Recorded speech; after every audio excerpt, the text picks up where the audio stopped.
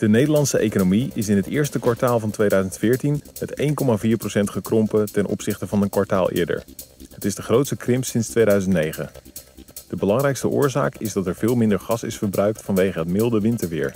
En voor een gasproducerend land als Nederland heeft het natuurlijk een enorm effect op de economische groei. Na het weekend kan het zomers warm worden. En ook de komende dagen is het zonnig. Een zuidoostelijke stroming zorgt voor een aanvoer van warmere lucht, waardoor het maandag en dinsdag 25 graden kan worden.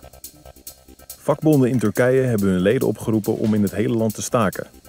Dit uit protest tegen de omstandigheden waaronder mijnwerkers in het land moeten werken. Aanleiding is de mijnramp van dinsdag, waarbij ruim 280 mensen om het leven kwamen. Mocht het ooit zover komen, dan heeft het Amerikaanse leger een plan voor de bestrijding van een zombieaanval.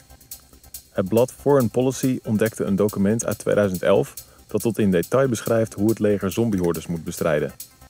Jean-Paul Boetius, Tony Vilhena, Karim Rekik en Quincy Promes reizen volgende week niet met het Nederlands elftal mee naar het trainingskamp in Portugal. De 4 spelers sluiten aan bij Jong Oranje. Dit betekent niet dat ze afvallen voor het WK in Brazilië.